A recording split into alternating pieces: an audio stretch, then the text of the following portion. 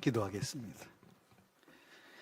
하나님 아버지, 주일 오후 시간에 특별히 마음을 모아서 일신교회 우리 장로님들, 우리 권사님들, 집사님들, 우리 모든 교우들이 함께하는 귀한 시간 주셔서 감사합니다. 하나님, 오늘 이 집회를 위해서 갈망하는 장로님의 기도와 12제자의 그 아름다운 찬양과 찬양대에 따뜻하고 가슴에 담긴 그 찬양을 하나님이 받아주신 줄로 믿습니다. 예수님 때문에 행복한 일신교회가 되게 하여 주신지 감사합니다. 하나님 영광 받아 주시옵소서. 정성으로 귀한 예물 봉헌했습니다. 주님, 그 이름을 기억해 주시옵소서. 마음에 품은 소망, 하나님의 뜻을 따라 살기를 원하는 그 마음 주께서 받으시고 하나님이 주시는 복으로 누리는 삶이 되게 하여 주시옵소서. 예수님의 이름으로 축복하고 기도합니다. 아멘.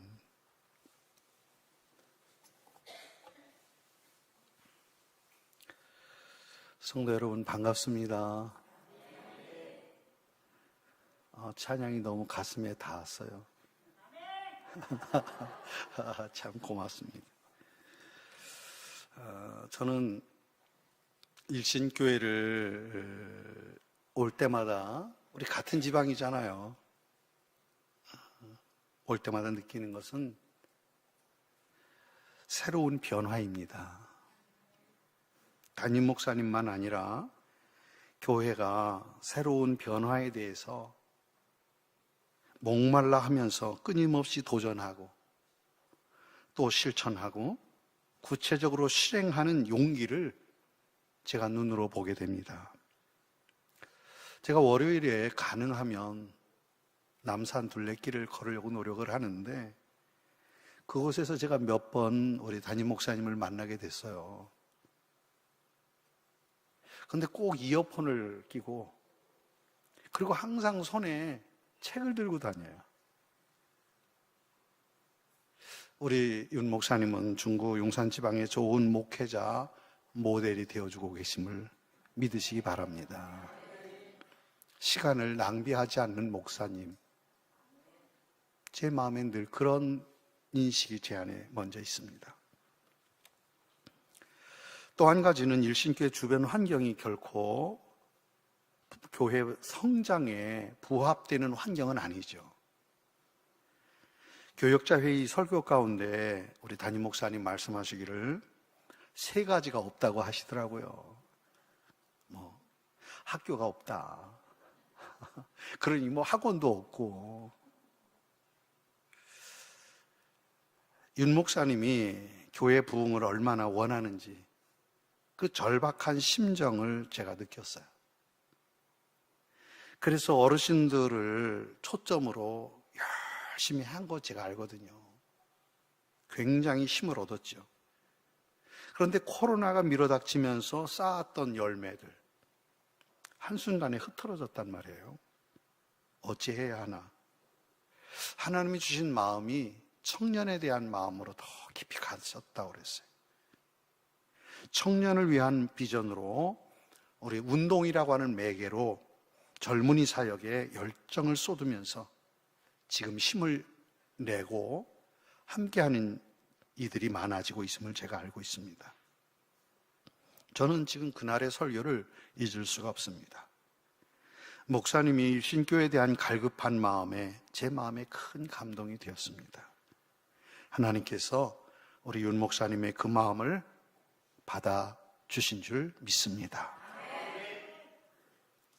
놀라운 것은 장로님을 비롯한 교우들이 담임 목사님의 비전에 적극적으로 협력하면서 교회 증축, 운동할 수 있는 그 센터에 대한 마음을 모으셨다는 얘기까지 제가 들었습니다.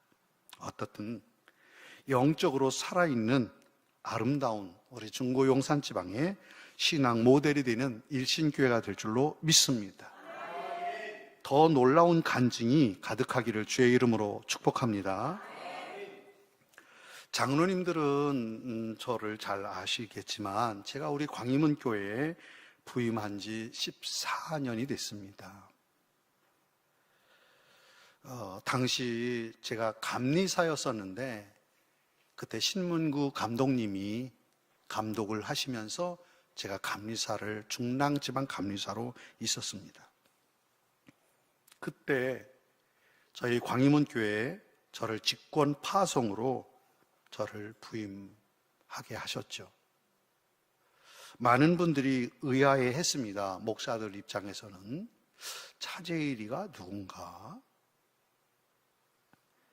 그때 감독님이 제게 하신 말씀 중에서 지금도 두 가지가 기억이 납니다.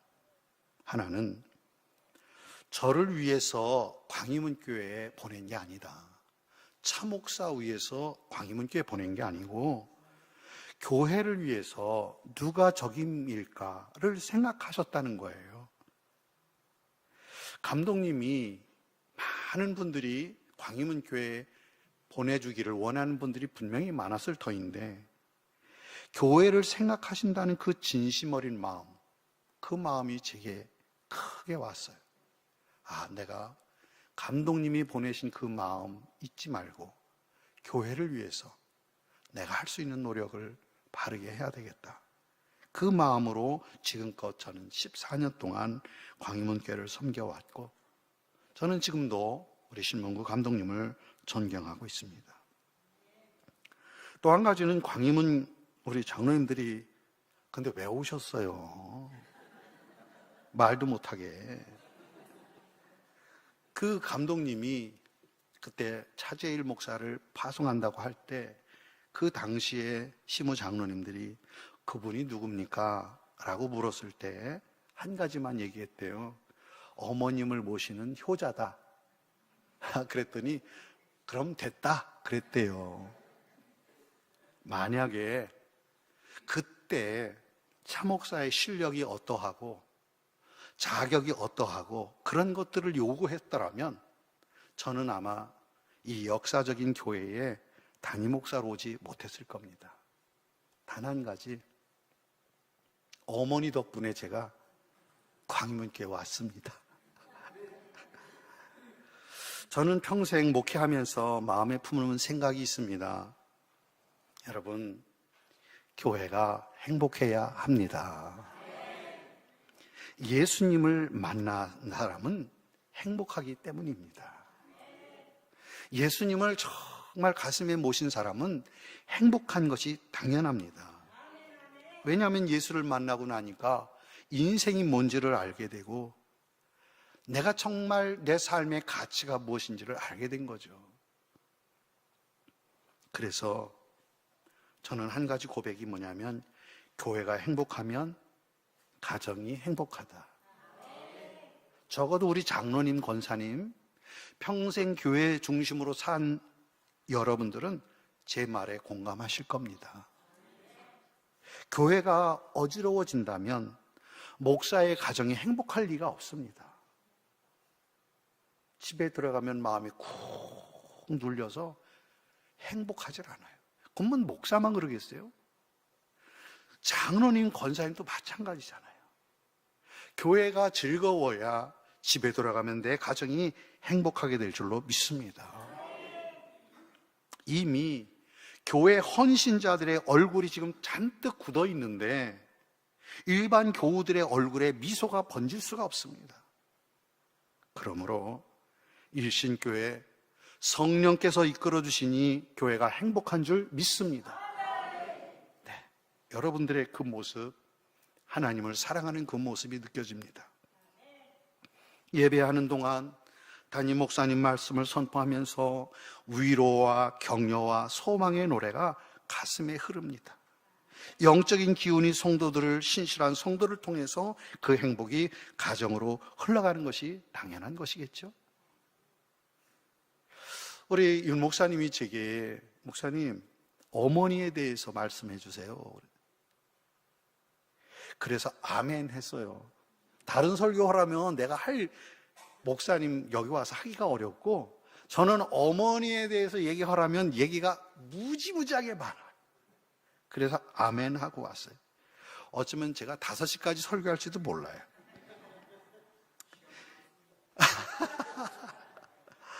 여러분의 신앙 체험이나 경건 신앙과 조금 다소 거리가 있다고 하더라도 차목사 가정은 어머니를 통해서 그렇게 신앙생활이 시작됐구나, 그렇게 가벼운 마음으로 들어주시기 바랍니다. 혹여 불편한 내용이 있다고 하더라도 너그러이 용납해 주시기를 바랍니다. 많은 분이 그렇듯이 저의 신앙도 어머니로 시작되었습니다. 모태신앙이죠. 어머니가 지금 하나님께로 불려가신 지 4년이 됐습니다. 102세로 하나님의 부르심을 받았습니다. 국민일보 2020년 1월 첫 번째 신문에 우리 어머님에 대한 글이 미션 파트의 첫 글이 실렸었습니다. 그리고 그 다음 달 2월 말에 하나님의 부르심이 가까워졌을 때 어머니는 저에게 목사, 예수 잘 믿어, 이렇게 유언하시고 떠나셨습니다. 참고로 어머니는 88살에 제가 담임 목사니까요. 우리 어머니 장로님 되는데 반대하시는 분 그랬더니 아무도 없더라고요. 그래서 오늘부로 장로님입니다. 그래서 제가 우리 장로님 세웠어요. 88살에. 그런데 어머니가 목사 보고 담임 목사 보고 예수 잘 믿으라고 그러고 갔어요. 차 목사가 많이 부족한 것을 아신 거죠. 지금도 어머니의 그 낡은 책상 위에, 성경을 늘 읽으시던 책상 위에는 4가지가 놓여 있습니다. 항상 구부정한 몸으로 한쪽 무릎을 가슴에 떠받치고 성경을 읽었기 때문에 허리가 좀 많이 휘었어요. 그 돋보기를 눌러 쓰고 읽으신 101번 읽은 성경책, 매년마다 읽을 때 몇 년, 몇 월 해가지고 쓴 게 101번을 읽으시고, 그리고 가지고 계신 성경책이 굉장히 낡은 성경책 2권이 저한테는 유산입니다. 또 한 가지는 무곡 찬송가가 있어요. 저희 어머니는 모르는 찬송가가 없어요. 왜냐하면 무곡이기 때문에. 우리 어머니는 찬송가 한 곡으로 거의 다 불러요. 그래서 못 부르는 찬송가가 없어요. 그리고 어머니의 사진이 있고요, 지금도. 그리고 100세를 맞이했을 때 어른들에게 드린다는 대통령의 선물, 장수 지팡이, 100세에 주시는 게 있거든요. 그것이 지금 준비되어 있습니다. 저희 어머니는 1918년생입니다. 떠나시기 전날까지도 정신이 아주 맑으셨어요. 당신이 평소 늘 살아오신 그대로 정말 항상 기도하시는데, 여러분 아시겠지만 100년 전에 농어촌 어떻을까요? 대부분 보릿고개를 넘기기가 어려운 시절이었잖아요. 저희 어머니도 예외가 아니었습니다. 혹여 시집이라도 가면 밥이라도 제대로 먹을 수 있지 않을까? 그래서 어머니는 14살에 시집을 오셨습니다. 14살에 어머니의 곁을 떠나기 얼마나 어려워요. 그런데 어머니가 가라 하니까 시집 뭔지도 모르고 너 밥이라도 가서 좀 제대로 먹어라. 그리고 거역할 수 없어서 전혀 낯선 동네에 22살 노총각에게 시집을 왔어요. 저희 아버지가 22살이었어요. 혼례를 치르던 날 입을 것이 마땅치 않으니까 윗집 아주머니가 입었던 그 옷을 빌려줘서 그곳으로 입었는데, 키가 작고 14살짜리니까 옷을 접어서 이렇게 입었다고 그래요. 그래서 그랬는지 어머니는 평생 옷에 대해서 정말 정갈하셨어요. 얼마나 아끼셨는지 한 번 벗어놓은 옷들이 널려지거나 흐트러진 것을 본 적이 없습니다. 더더군다나 주일에 입을 옷은 언제나 전날 잘 준비해 놓으세요. 내일은 이렇게 입고 가야지. 주일 아침에 허둥댄 적이 없습니다. 저는 어머니의 모습에서 예배에 대해서 얼마나 진심이었는지를 보게 되었죠. 어떻게 그런 진실하고 바른 신앙을 갖게 되었을까? 어머니가 시집 와서 보니까 친정만 어려운 줄 알았더니 시댁은 더 어려웠대요. 아니, 부모로부터 물려받은 재산이 없으니까 어찌합니까? 아버지는 도시에 나가서 일해서 좀 어떻게 살아보겠다고 했지만 얼마나 착한지 저 보면 알 것 같죠? 제 호가 착함이거든요. 저희 아버지는 더 착해가지고 이 도시에 나가서 일하고 이용만 당하고 그냥 오신 거예요. 그러니까 고향에 와서 소작으로 열심히 살아보지만 소출이 변변치 않아서 이 보릿고개는 눈물 겪기만 한 거죠. 그러던 어느 날 혹독한 고난이 시작됐습니다. 아버지가 몸져 누웠어요. 1년 중에 한겨울에만 조금 나은 듯 하다가 봄이 오면 이 발에 통증이 오기 시작하면 1년 내내 누워서 괴로워했습니다. 결국 병원에 가서 발가락을 하나, 둘 잘라내기 시작한 거죠. 가정을 책임져야 할 남편이 그렇게 15년 동안을 몸져 누웠습니다. 옹색했던 살림살이는 더 피폐해졌죠. 먹을 것이 없으니 어머니의 젖이 나올 리가 없어요. 아기를 낳는데 저는 외아들인데요. 위에 형이 둘이나 있었는데 어렸을 때 1살 때, 2살 때 세상을 떠났어요. 먹을 것이 없어서. 논일로 품앗이 해야 할 때 부지런히 점심 해갖고 나가야 되잖아요. 근데 가슴이 터질 일이 생겼어요. 하나밖에 없는 솥단지가 구멍이 뚫렸어요. 행주를 틀어막고 쌀로 밥을 하는데 그게 어떻게 됐는지 불에 타가지고 생쌀이 술술술 떨어지니까 어떻게 되겠어요? 정신이 혼미해지는 거예요. 혹시나 장사를 하면 어떨까 생각하고 이 마을 저 마을 생선을 머리에 이고 찾아갑니다. 모진 고생이죠. 극심한 스트레스. 문제는 점점점 귀가 어두워지기 시작했습니다. 집안에 들어와도 방법이 없고 무엇을 들고 나가서도 어떻게 살아볼 방법이 없고 점점 누가 크게 말하지 않으면 안 들리는 거예요. 어디에 마음을 붙이고 살아가야 할지 희망이 없으니까 세상의 끈을 놔버리고 싶다는 생각이 문득문득 밀려온 거예요. 제가 상담 훈련을 10년을 받았는데 제가 알게 된 것은 뭐냐면 사람이 극단적인 어떤 선택에 대해서 사람마다 스치는 순간 에이 이런 생각을 하고 있지만 구체적으로 계획을 세우기 시작했다는 말은 지금 심각한 우울 단계에 들어갔다는 뜻이거든요. 저희 어머니가 그런 거예요. 아, 내가 이제 그만 살고 싶다. 그 생각이 깊이 들어오던 한계 상황이 왔을 때 바로 그 옆에 동네 아주머니가 저희 어머니에게 전도를 한 거예요. 성도 여러분, 그래서 전도해야 될 줄로 믿습니다. 평상시 안 하더라도 하나님이 내 마음에 딱 주실 때 교회 한번 나오시죠. 한마디가 한 영혼을 살리게 될 줄 믿습니다. 실력과 아무 상관없어요. 하나님이 나를 통해서 누군가의 그 한마디가 그의 인생에 새로운 전환점을 가져오게 되는 거죠. 답답한 상황에 눌려있던 어머니는 교회에 오면서 생명의 빛이 되었다는 거예요.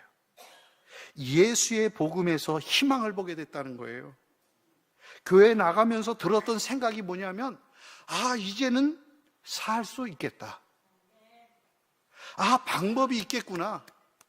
하나님이 도와주신다. 그래서 오늘 본문을 제가 읽었어요. 나는 세상의 빛이니 나를 따르는 자는 어두움에 다니지 아니하고 생명의 빛을 얻으리라. 믿으시죠? 예수를 만나면 빛이 가정에 들어옵니다. 빛이 들어오면 자동적으로 어둠은 물러가게 됩니다. 어머니는 빛으로 오신 그분을 만난 겁니다. 날마다 새롭게 하시는 예수님을 만났습니다. 그 예수님을 만나고 나서 예수에게 생명을 걸었어요. 비가 오나 눈이 오나 하나님께 매달리며 신앙생활에 열정을 쏟았습니다.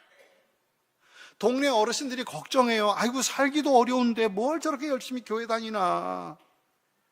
동네 어르신들의 된소리도 전혀 개의치 않았어요. 그때 천하에 없는 귀한 외아들 저를 낳았습니다. 제가 그때 태어났어요. 그곳에 작은아버지, 당숙, 차씨, 문중에서는 누구도 다 교회와 상관이 없었어요. 어머니가 교회 나가면서 우리 사촌 형님을 교회로 데리고 갔더니 작은아버지가 화가 나셔서 작대기 들고 교회까지 찾아오셨어요. 결국에는 그 형님 교회 못 가게 하고 성경책을 아궁이나 집어넣어서 불살라버렸어요. 그런데 나중에 그 형님이 장로님이 되셨고요. 작은아버지, 작은어머니도 다 예수 믿고 이제는 하나님께로 나아갔습니다. 어떻게 이겨내셨을까? 기도죠. 여러분, 막막할 때 한 가지 방법, 기도인 줄로 믿습니다. 기도의 능력을 체험해야 합니다. 성령의 도우심을 경험해야 합니다. 기도는 머리의 생각이 아닙니다. 기도는 어떤 설명도 아니고 화려한 단어로 이루어진 문장도 아닙니다. 입에 붙은 주문도 아니에요. 심장이 떨리고 눈물이 흘러내리는 가슴의 이야기가 내 입술에서 나올 때 주님의 마음과 내 마음이 만나는 순간, 그 시간에 기도는 살아나게 될 줄로 믿습니다. 어머니는 그 기도를 체험하신 거예요.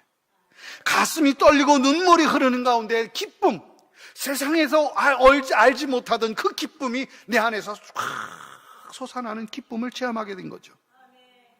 집에 시계도 없던 그 당시 어머니는 잠이 깨면 무서운 줄도 모르고 산등성리를 넘어서 교회로 가는 거예요.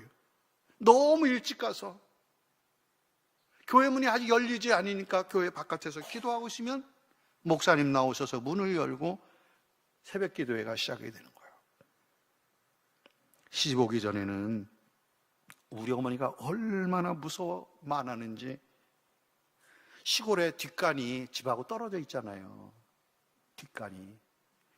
근데 무서워서 큰딸 데리고 와서 바깥에다 세워놓고 화장실 갔어요. 우리 어머니가. 그만큼 무서움이 많은 분이었어요. 왜 그러냐 하면 시집 오기 전에 논 한가운데, 제 고향이 충남인데 그 논 가운데 둔봉 아세요? 둔봉이 있잖아요. 물을 가뭄에 그 물을 퍼서. 그런데 어떤 새댁이 신발을 이렇게 벗어놓고 이렇게 놓고 거기에 빠진 거예요. 그러니까 큰일 났다고 동네 사람들 보니까 저희 어머니도 아버지 따라서 구경 간 건데, 그 어르신이 갈퀴로 이렇게 하다가 쓱 올리니까 비녀로 꽉 조였던 그 머리가 풀려서 흰 치마 저고리에 쑥 올라오니까 뭐예요? 머리 풀리고. 깜짝 놀라면서 어머니가 그 순간적으로 정신을 잃었던 거예요. 얼마나 놀랬겠어요. 그 이후로 어머니는 두려움이, 무서움이 너무 커서 뒷간도 제대로 잘 못 갔던 분인데 예수를 믿고 그 두려움이 사라진 거예요. 도리어 새벽을 기다리는 거, 주무시다가 시계가 없으니까 눈 뜨면 무조건 가는데, 그것이 산등성이를 2개는 넘어야 교회를 가는 거예요.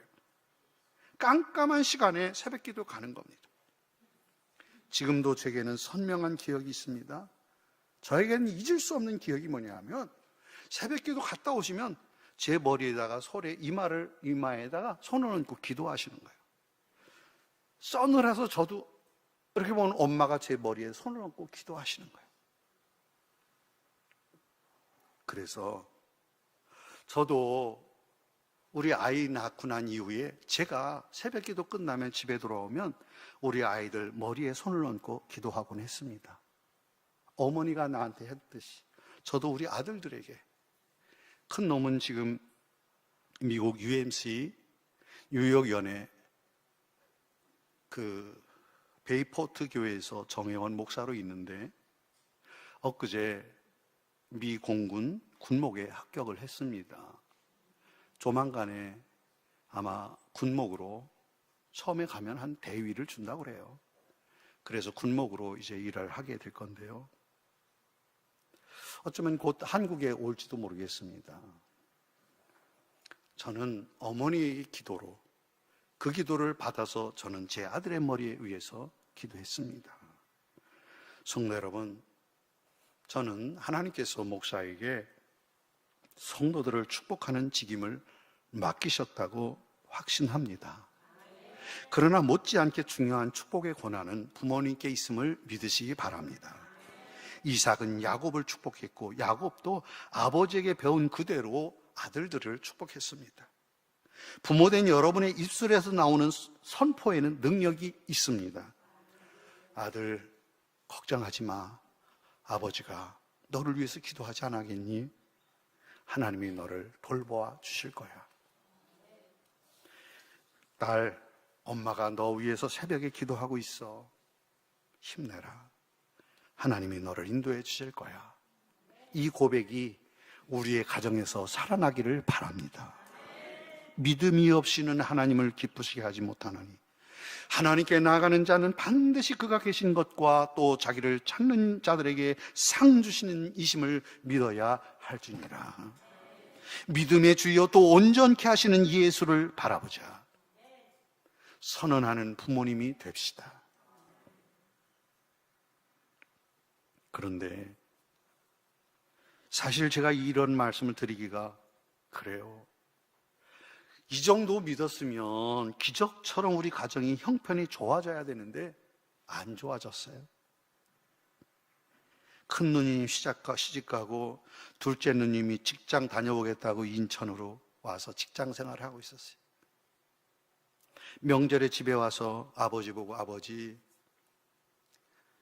여기서 농사하고 어떻게 사시겠어요? 그래도 도시로 나가서 어떻게 살아보면 어때요? 그때가 제가 초등학교 1학년 때입니다. 딸이 이사하자는 말에 어머니는 너무 좋았대요. 왜? 이제는 누구 눈치 안 보고 새벽기도 가게 생겼거든요.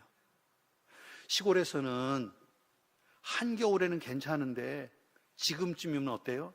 새벽기도 갈 때는 깜깜한데 아무도 모를 때 가는데 새벽기도 끝나고 오면 벌써 이미 밭에서 일하는데 우리 어머니 새벽기도 오니까 사람들의 말거리가 되는 거예요.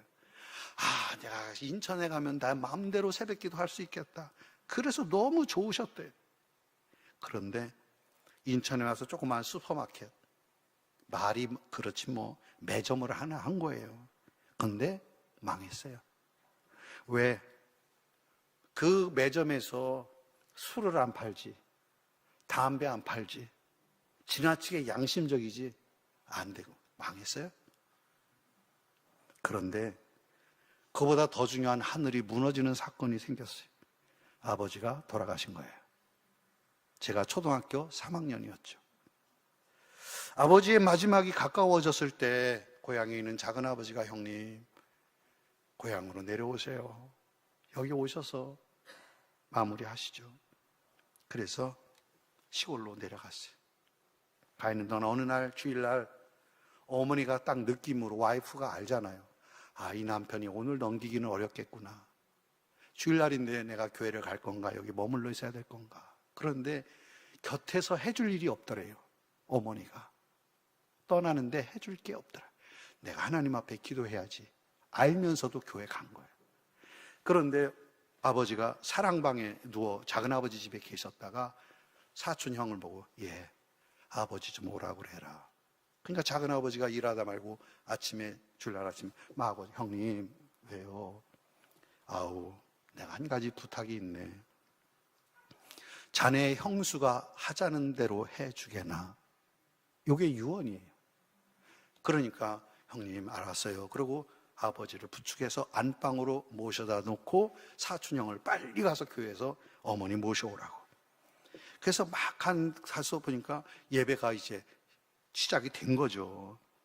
현금을 옆에 집사님에게 맡기고 급히 돌아오는 중에 아버지는 세상을 떠나셨어요. 작은아버지가 그랬죠.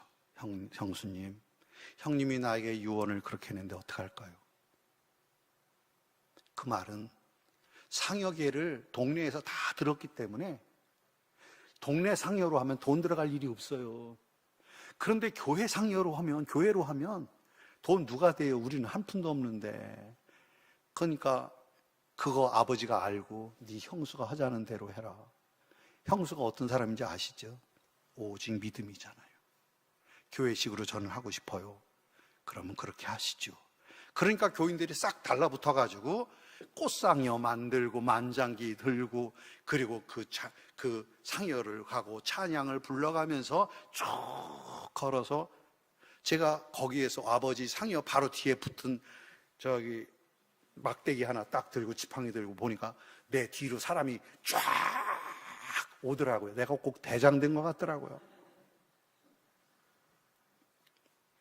한 누구도 와서 아버지 앞에 절을 못했어요. 왜? 어머니가 딱 계셔서 눈물 한 방울 안 흘리고 거기서 딱 앉아 머리를 풀어서 내려놓고. 생각해 보세요. 지금부터 56년 전인가? 토속마을에서 그렇게 하기가 쉽지가 않아요. 그런데 그 당시 믿음으로 어머니가 딱 정리를 하니까 누구도 어떻게 할 수가 없는 거예요. 인천으로 돌아와 아버지 없이 일상을 시작하는 것은 참 고단한 일이었습니다. 둘째 누님 시집가고 남은 식구들은 어머니, 저의 바로 위에 4살 위에 누나, 그리고 4살 적은 내 동생, 4식구 남겨주고 아버지는 폐암으로 세상을 떠나신 거죠. 방 한 칸에 귀가 어두운 엄마와 어린 3남매 뿐입니다.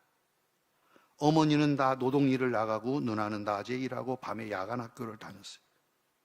제가 40이 넘어서 상담 공부를 하면서 제가 느낀 게 과거를 탐색하던 중에 깜짝 제가 놀란 게 있어요. 그때 내 동생이 7살이었거든요. 집에 아무도 없었어요. 저하고 내 동생밖에 없었는데 아무리 생각해도 그때 내 동생이 어디 있었는지 기억이 안 나요. 제가 그때 초등학교 3학년인데 갑자기 털컥 겁이 났어요. 그때 내 동생이 어디 있었지? 혼자 얼마나 무섭고 외로웠을까? 이제와 생각에 눈물이 나는 거예요. 내 동생 어디 갔었지? 그때 내가 내 동생을 살폈어야 되는데 그때 제가 많이 울었어요. 나이가 40이 넘어 50이 가까운 그때서야 내 동생이 그때 어디가 있었는지 생각이 안 나는 거예요. 그때가 가장 힘든 시기였어요. 그때 제가 굶었어요. 극빈증이 된 거죠. 그럴수록 어머니는 더 신실하게 믿음으로 사셨습니다. 내가 산을 향하여 눈을 들리라. 나의 도움이 어디서 올까? 나의 도움은 천지를 지으신 여호와에게서로다. 이제 고인이 되신 이어령 박사가 세례를 받고 딸에게 쓴 편지의 내용을 제가 봤는데요. 이렇게 써 있더라고요. 암에 걸렸던 너의 아픔으로 시력을 잃어가던 너의 어둠으로 나를 영성의 세계로 이끌어 주었다. 네가 애통하고 서러워할 때 내 머릿속의 지식은 건불에 지나지 않았고 내 손에 쥔 지폐는 가랑잎보다 못하다는 걸 알았다. 70평생 살아온 내 삶이 잿불과도 같은 것이라고 하는 것을 가르쳐 준 것이다. 저는 그 말이 너무 가슴에 와닿더라고요. 어머니는 일터가 아무리 바빠도 주일을 비롯한 모든 예배가 흐트러진 적이 없습니다. 아니, 수요 예배, 금요 기도에 심지어 새벽 기도를 위해서도 일당 더 준다고 하는 곳이 있었는데 새벽 기도 끝나고 가면 못 가니까 새벽 기도를 위해서 그거 포기하시더라고요. 그래서 우리 어머니의 이름은 예수 할머니였어요. 왜? 그때 제가 초등학교 4학년인데 우리 어머니 보고 할머니래. 왜냐면 비녀를 꽂고 있었거든요. 제가 얼마나 착했냐 하면요, 친구들하고 막 놀다가도 오후 한 서너 시쯤 되면 제가 놀던 거 그만두고 어머니 일터에 가서 같이 마무리하고 그러고 돌아왔어요. 그 사장집이 그 아들에게 그러더라고요. 너 저 예수 할머니 아들 좀 본봐라. 제가 이렇게 착한 아들이었습니다. 그런데 그렇게 착한 제가 어느 주일날 사고를 쳤어요. 여러분 생각해 보세요. 그때 제가 용돈이 있었겠어요? 주중에 돈 한 번도 만져본 적이 없어요. 제가 엿장수 아저씨 왔을 때 방법이 하나 있는데, 냄비 한번 발로 훅 비벼가지고 갖다 주면 엿. 그렇게는 해봤는데 돈은 본 적이 없어요.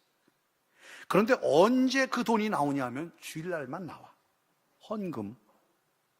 항상 헌금. 남들은 동전으로 할 때 나는, 우리 어머니는 지금으로 생각하면 1,000원 주는 거지. 지금 생각하면 남들 500원, 100원짜리 줄 때 주일날이면 꼭 종이돈으로 이렇게 빳빳한 것으로 준비했다가 저를 주시는 거예요. 주일날만. 그런데 어느 날이었습니다. 제가 교회 갔다 왔더니 어머니가 저보고, 제일아, 네? 오늘 헌금했냐?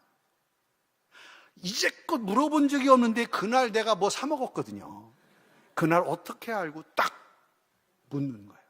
근데 그 순간에 제가 거짓말 할 수가 없어서, 우리 주인집 아들이 영태라고 있어요, 친구. 영태하고 뭐 사 먹었어. 그랬더니 어머니가 아무 소리도 안 하더니 그 운목에 있는 그 괴짝 있죠. 장롱이 없으니까 괴짝을 열더니 밑에서 한복을 꺼내서 싹 갈아입으시고, 그러면서 저보고 그러는 거예요. 나는 하나님한테 드리는 헌금 떼먹는 너하고는 같이 살 수 없다.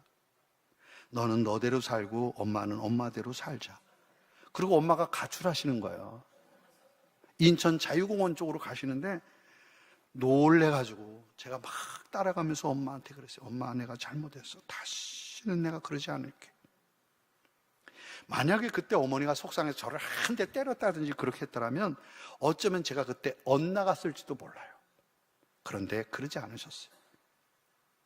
50년이 정말 훌쩍 넘었죠. 60년 가까이 되는데도 지금도 그게 저한테 가슴에 남은 교훈이에요. 어떤 일이 있어도 11조 떼먹으면 안 된다. 아, 왜 아멘 안 한대? 11조 떼먹지 말길 바랍니다. 네, 그 돈 안 남아요. 11조 떼먹으면 안 돼. 주일신앙, 11조 신앙은 바르고 신실한 그리스도인으로 살아가는 초석이 되는 거예요. 그 믿음 때문에 우리 한국교회가 오늘 여기까지 이르게 된 줄로 믿습니다. 우리는 지금 다음 세대를 걱정하고 있습니다. 아이가 교회에 나오는 것이 능사가 아닙니다. 부모님이 어떻게 하나님을 믿는지, 참 신앙은 어찌 사는 것인지를 삶으로 보여줘야 된다는 거예요. 지금은 말이 아니라 보여줘야 할 때입니다. 어렸을 때부터 헌금을 바르게 가르쳐야 돼요. 그런데 어머니가 그렇게 주일신앙, 11조 신앙으로 산다고 해서 우리 가정 생활이 갑자기 펴지거나 가난해서 해방된 거 아니에요. 서울에 계시던 외삼촌이, 누님, 서울로 오셔서 같이 살아요. 그래서 5학년 때 이사를 서울로 오게 됐습니다.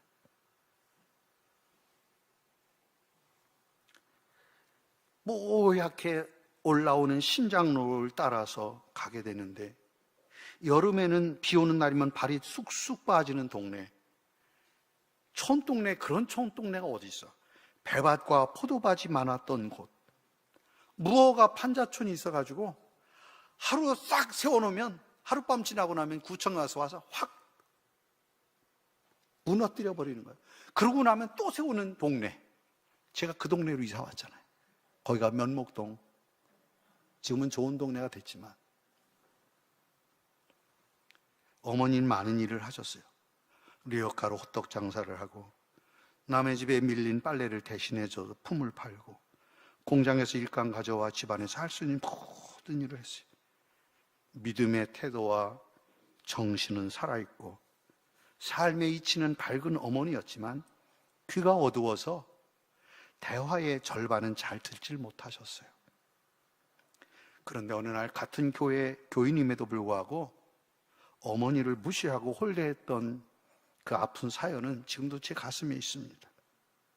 치과 의사셨는데요, 집사님이 어머니를 하루 일당 드릴 테니까 빨래 해달라고 불렀어요. 가보니까 있는 빨래뿐만 아니라 장롱에서 그 이불 빨래까지 다 꺼내놓는 거야. 하루 종일 하는데 점심 먹는 일에 어머니를 부르질 않는 거예요. 하루 종일 너무 지쳐가지고 집으로 오신 거죠. 아, 도대체 그 집사님은 왜 그리 야박하셨을까? 같은 교인인데도 귀가 어두워서 잘 못 듣는다고 해서 정신이 흐릿한 것도 아니고 가난하다고 해서 자존심이 없는 것도 아니잖아요. 세상의 지식은 부족할지 모르나 말씀에는 깊이가 있고 예수 정신으로 어찌 살아가야 하는지 분명하게 보여주신 어머니였어요. 참 모진 세월 사셨습니다. 그러면서도 어머니의 지혜와 삶의 태도는 이 못난 아들을 충분히 깨우고도 남으셨죠. 항상 이웃이 했던 말이 제 가슴에 있습니다. 믿으려면 저분처럼 믿어야 돼. 그런데 하늘이 무너지는 일이 또 생겼어요. 가정의 버팀목이었던 저의 바로 위의 누나, 셋째 누나가 25살의 꽃다운 나이에 신장병이 악화된 거예요. 돈이 왼수예요. 돈이 있으면 약을 먹다가 돈이 떨어지면 약을 안 먹고 그러면서 이것이 끝내 돌이킬 수 없는 합병증이 된 거죠. 그때 제 나이 20살. 속에서 불이 나기 시작했어요. 단칸방에 얼굴이 퉁퉁 부어서 힘겨워하는 누나를 보면 마음에 원망이 올라와요. 하나님, 우리 엄마 누나가 뭘 그렇게 하나님께 잘못했습니까? 철저하게 주일 신앙 없는 돈에도 11조 신앙으로 살아오지 않았습니까? 심지어 어머니는 새벽 기도로 사는 분이잖아요. 하나님 왜 이러십니까? 사방이 캄캄하고 원망만 제 안에 가득했습니다. 병도 깊어지거니와 돈도 없으니 병원에서 의료적인 혜택을 도움을 받을 수 없게 되니까 제가 없고 치유의 능력이 있는 평택에 있는 어떤 교회로, 치유의 능력이 강하게 임한다는 교회로 모시고 오라고 그래서 한 달 동안을 어머니와 제 누나가 거기가 있어요. 그런데 그 교회 사모님이 어머님에게 그런 거예요. 아픈 딸이 보는 앞에서 어머니를 야단하더라는 거예요. 권사님이 믿음이 없으니까 딸이 이렇게 병이 난 겁니다. 어머니는 그렇죠. 딸에게 늘 미안해하던 엄마의 가슴에 대못을 박았던 거예요. 성도 여러분, 함부로 판단하지 마세요. 우리 어머니가 하나님을 위해 얼마나 진실하고 깨끗하게 살아오셨는지 여러분 모르시잖아요. 그에게 어떤 고난이 있다고 해서 그를 함부로 평가하지 마세요. 그가 잘못 살아서도 아니고 죄를 지었기 때문도 아니에요. 그저 그의 아픔에 잠시 함께 머물러 줄 수는 없습니까? 평가하지 말고. 기도원 같은 그 교회에서 한 달 동안 성전에 머물며 기도를 받았죠. 나중에 그 사모님이 올 때쯤 되니까 어머니에게 권사님, 제가 많이 잘못했습니다. 사과하더래요. 왜? 한 달 동안 지켜보니까 이 권사님이 기도하는 권사님이에요. 성경을 읽으시고 시간 되면 화장실 청소, 본당 청소, 계단 청소, 한결같은 모습으로 다 청소하고 정결하게 하고 그렇게 하시는 분이 없는 거예요. 사모님이 놀란 거죠. 아, 내가 잘못했구나. 결국 집으로 돌아와 단칸방에 누워서 엄마, 엄마, 엄마 3번 부르고 의식을 잃어버렸습니다. 누님을 다시 회복되기 위해서 우리 성도들이 집으로 와서 같이 기도했죠. 그때 집사님에게 어머니가 말씀드렸죠. 집사님, 이제 제 딸이 평안히 하나님께 나아가도록 기도해 주세요. 그렇게 누나는 떠났고 그 후에 어머니는 제게 말씀하셨던 것이 지금도 가슴에 있어요. 아버지는 죽어 산에 묻고 누나는 내 가슴에 묻었다. 나중에 천국에 가면 미안하다고 말해야지.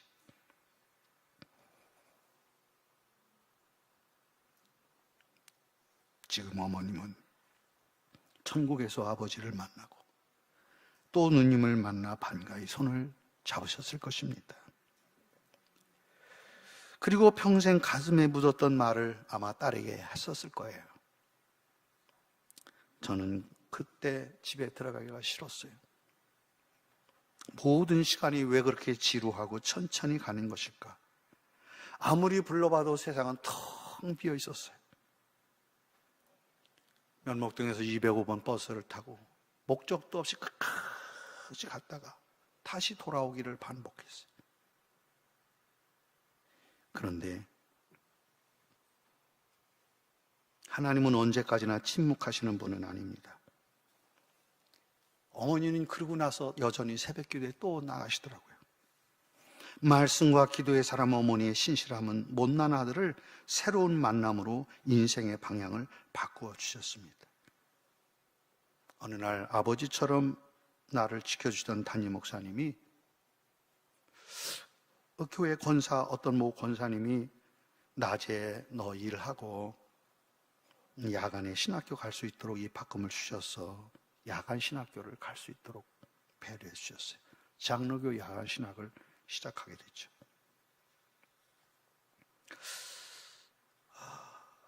그때 제가 왜 그랬는지 갈등을 접고 혈서를 썼어요. 죽으면 죽으리라. 몇 해 전인가 집사람이 그거를 바라보고 깜짝 놀라서 이거 뭐야? 그러더라고요. 지금 생각해 보면 제 인생에 중요한 세 사람을 만났는데요.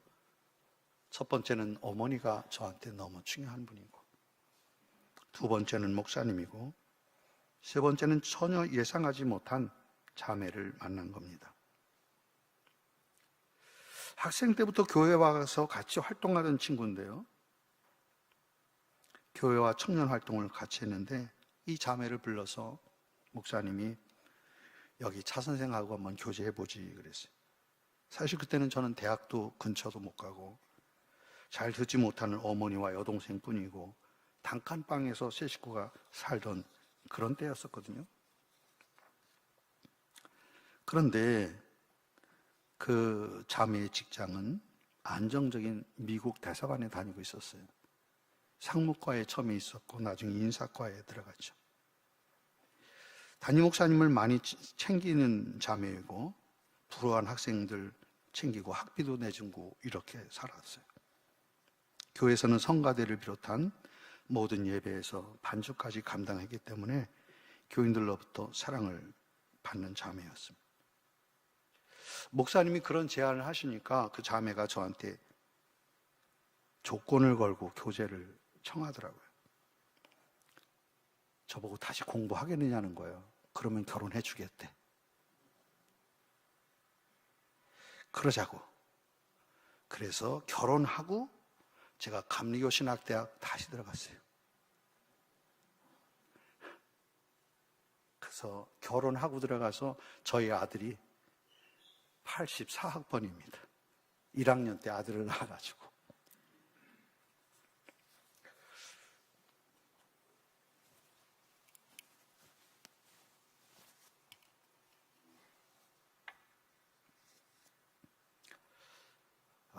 집사람이 이제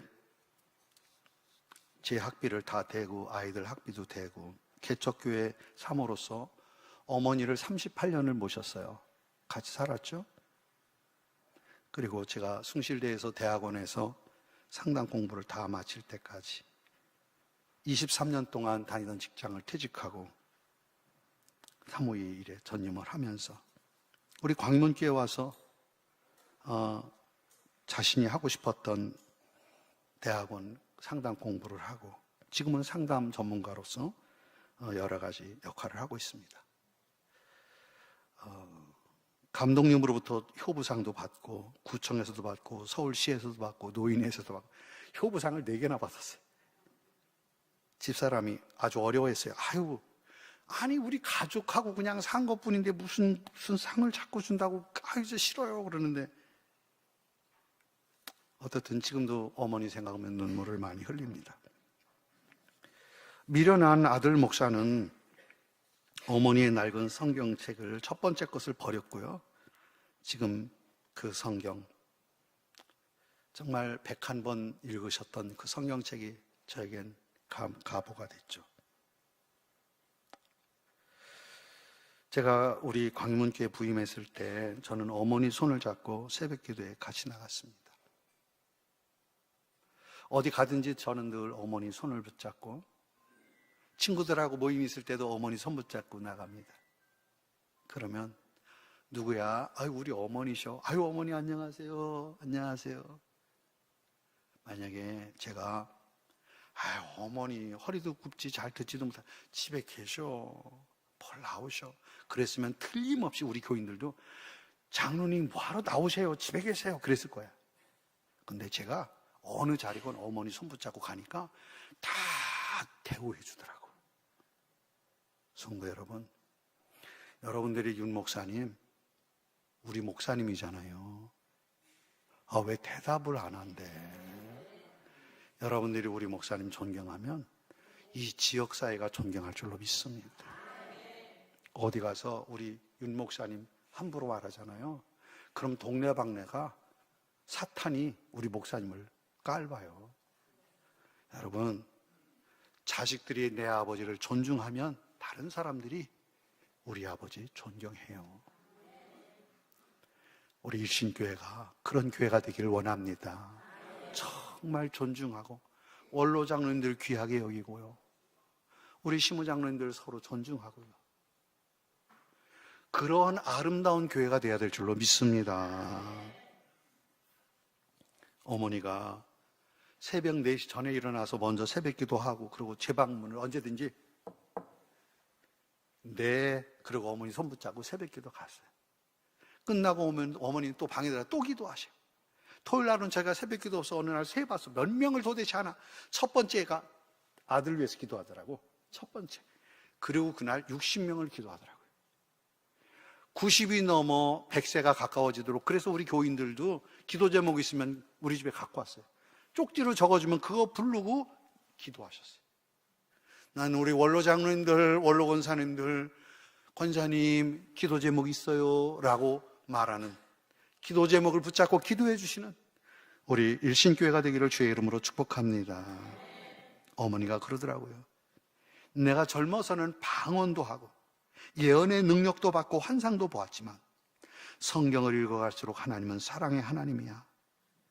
말씀을 읽고 하나님은 사랑의 하나님이시라는 것을 아는 것이 제일 중요해. 여러분, 이 말씀은 머리에서 만든 말이 아닙니다. 삶에서 보여주시는 고백인 것이죠. 100세가 넘은 어느 날 장성한 손자 둘째 놈이 지금 31거든요. 그런데 그 놈에게 보물 창고에서 과자 주겠다고 일어나서 끈에다가 넘어지셔서 고관절에 문제가 생겼어요. 일어나지를 못하시는 거예요. 100세가 넘어서.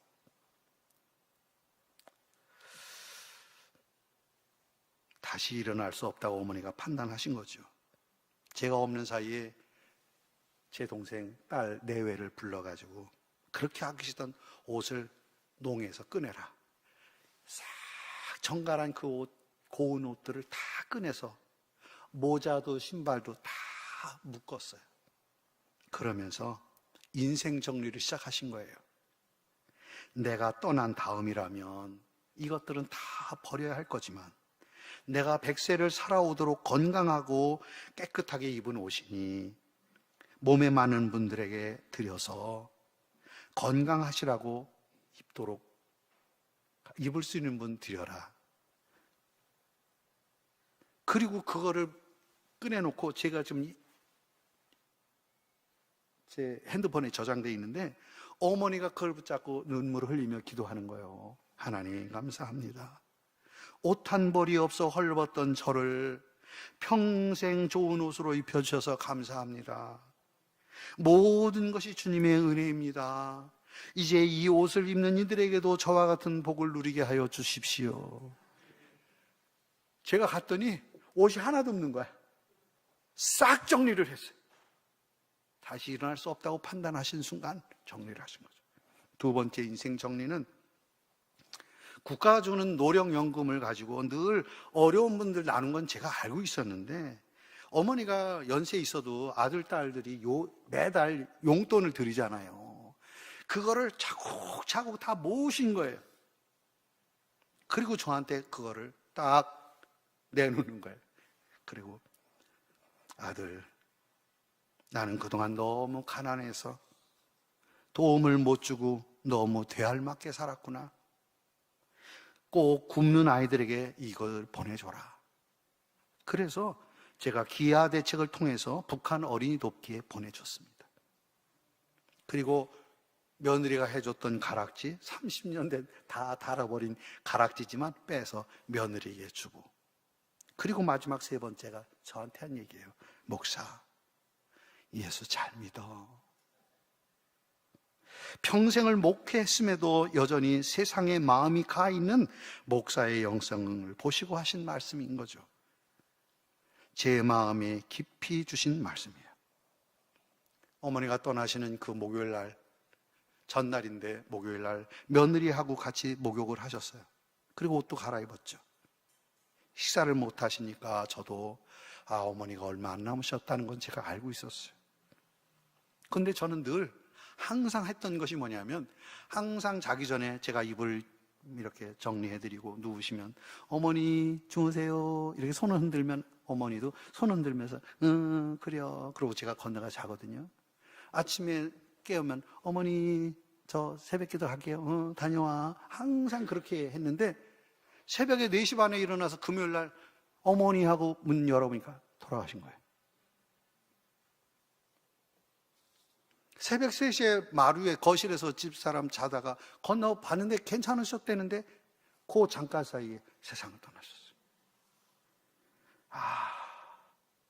이 미련한 아들이 그 마지막에는 어머니 곁에서 잤어야 되는데 그 임종을 못 봤어요. 감사합니다 어머니, 고맙습니다, 천국에서 뵙지요. 그 말을 했어야 되는데 너무 죄스럽고 송구하기만 합니다. 2020년 2월 23일 저희 교회에서 중구용산 지방회가 있었어요.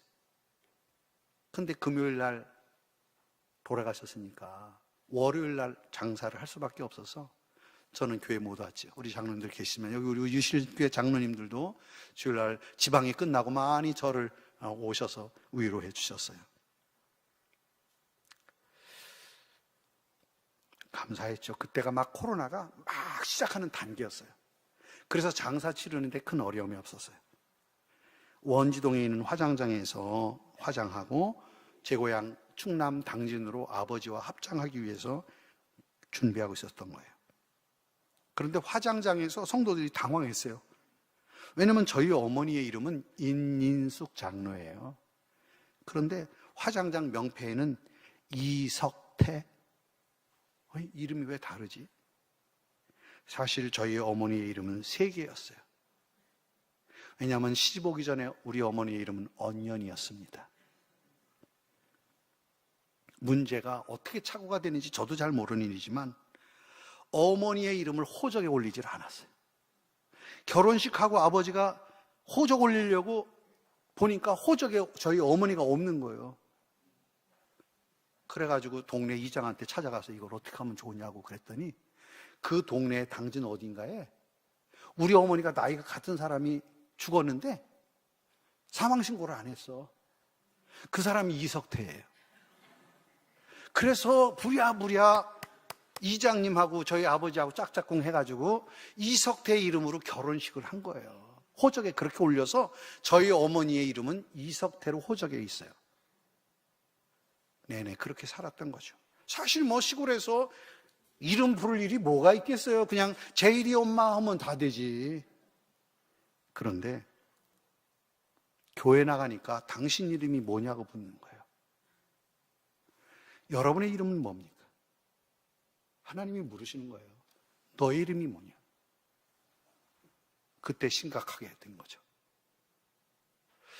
이석태라고 하는 이름 평생 결혼하고 나서 지금까지 이석태 이름은 호적에 있었지만 나한테 익숙하지 않은 이름이에요. 그래서 부랴부랴 아버지가 지어준 이름이 아니라 어머니가 지은 이름 인인숙이야. 왜냐하면 우리 외삼촌 이모가 인씨거든요. 그래서 인인숙이라고 이름을 불러요. 그런데 호적에는 여전히 이석태였던 거죠. 여러분, 이 이름만 가지고서도 저희 어머니의 인생이 얼마나 고단했는지 충분히 상상이 되실 것입니다. 그런데 더 놀라운 일이 일어났어요.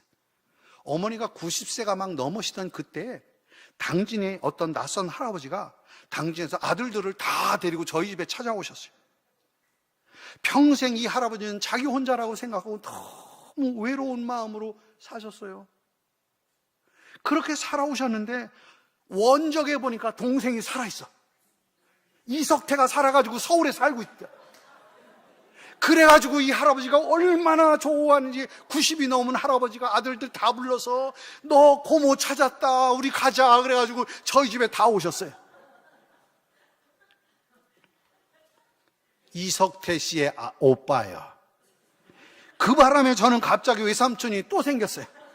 성이 다른 외삼촌이. 세상에 이런 일이 생긴 거예요. 이제 그분들도 다 떠나셨습니다. 제가 어느 책에서 부적절한 부모는 있어도 부적절한 자녀는 없다라는 글을 읽은 적이 있습니다. 자신의 존재에 대해서 허망하게 여기던 한 여인이 예수를 만나고 생명의 빛 예수를 만나고 그의 인생의 가치를 발견했습니다. 그로 인하여 그 한 여인을 통해서 가문이 살고 자식들의 인생이 바뀌었습니다. 제게 어머니의 신앙과 인생 이야기는 감사와 눈물입니다. 분명한 것은 우리 가문의 어머니 한 사람으로 시작된 구원의 역사가 친가 외가에 이르기까지 믿음의 가문으로 확 번성해 있습니다. 지금 목사가 몇 명인지 세보면 많아요. 장로님 많아요. 다 권사예요. 친가 외가 쪽으로 사촌 육촌 해가면서 어머니 한 사람으로 해서 완전히 다 예수쟁이에요. 말씀을 맺겠습니다. 성도 여러분, 예수는 생명의 빛입니다. 여러분 인생에 예수님이 주신 간증, 승리의 노래가 가득하기를 주의 이름으로 축복합니다.